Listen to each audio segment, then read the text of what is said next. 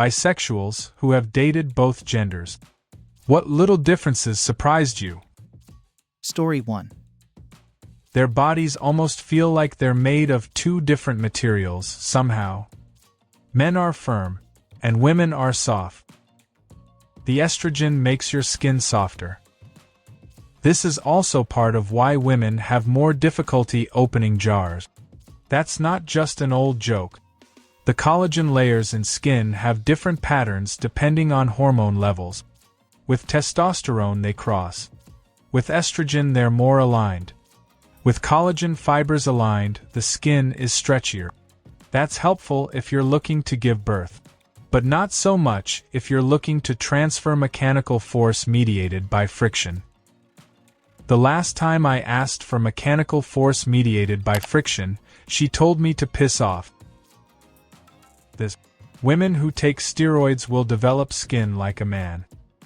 I have heard guys talk about meeting female fitness influencers and being surprised that their skin was rough. And hippos aren't actually fat. They have 3-inch thick skin and pure tourist-killing muscle under that. Can someone who has been pounded by hippos and humans confirm the difference?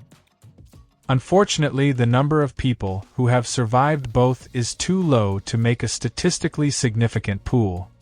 We've put forward a proposal to increase that number.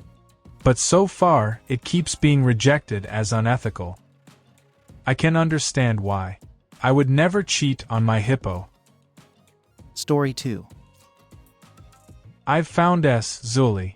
Men seem to have more of a routine than women do. Like, men approach X with an itinerary in mind. Foreplay and oral. Penetration until he dumps. Then it's over. There's very little variation here. And once one activity has started, the idea of backtracking, say going from oral to penetration back to oral, seems to not occur to them. It's like you can only go forward on a set route. Women tend to vary it more, and are less likely to come at X with a set routine in mind. There's also no set end point the way there is with men. There's pros and cons to both of these approaches. With men, it can get kind of boring, and it often feels like it's all on me to shake us out of the foreplay. Then oral, then penetration, then his ending itinerary. And with women, the fact there's no clear direction each time, and no obvious place to stop can become frustrating if you don't feel like doing the, okay, can we leave it there? I want to go to sleep, interruption.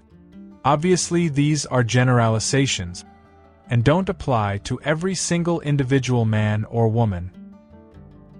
Story 3. I'm a woman, and in my experience men don't like to talk much about past relationship, regardless of whether or not they ended well. Meanwhile, multiple women have told me about their last breakup on the first date. As a guy, I've learned that bringing up past breakups is a one-way ticket to ghost town. If it ended well, then it's assumed you still have feelings. If it ended badly, then I must have been a bad boyfriend. Just my experience from a relatively small pool. Currently dating, and I told her I'm on good terms with my ex first. She was shocked and mad that I kept it for so long. Few weeks of dating. Then a few days later she asked me if I still have the hots for my ex. When I meet other women in a non-romantic setting, they all say it's nice to still be friends with your ex, and that it's mature. It's a good sign for me if somebody is on good terms with their ex, but if they are active and close in each other's lives, that's a duck no for me. Same. Like I would want my husband to be polite to them if he ran into them in public. But I wouldn't want them regularly hanging out and texting or anything.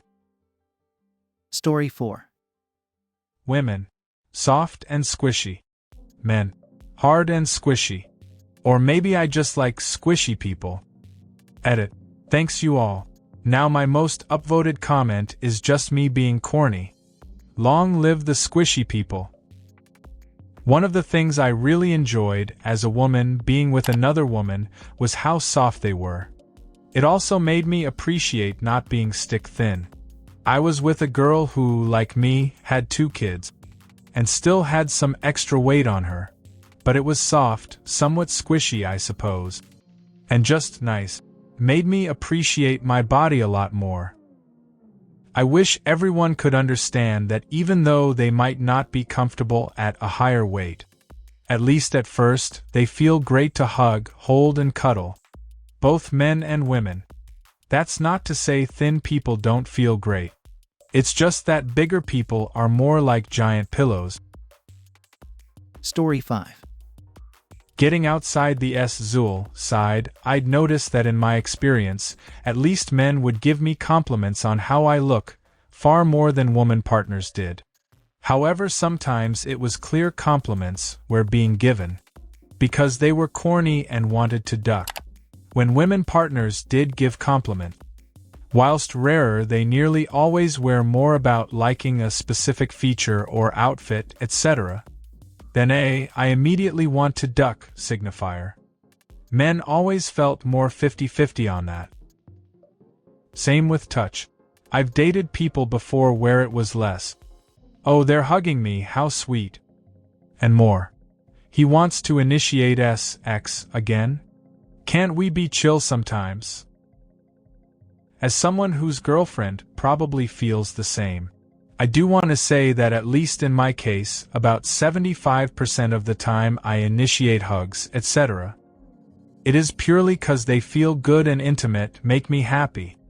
Sadly, however, once I can feel her body, the one-eyed monster wakes up damn near immediately. And makes it seem like initiating sex was the only reason I did it. Even I often think, can I for once have skin contact, and be intimate with my girlfriend without you, one-eyed monster, getting in the way?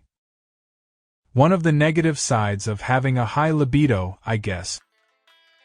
Story 6. When a problem come up in the relationship, men usually want to solve the problem right away. They will either completely ignore the problem, or they will want to talk about it once, find a solution, and then never really bring them up again. Women, on the other hand, have been more likely to want to have a short conversation about the problem. Then think about it for a while. Then come back and talk some more. Then repeat this process until some kind of solution is found. Then they will want to come back and check in on the problem from time to time to make sure that we are both still good with the solution we came up with. This made me think about my straight relationship with my wife.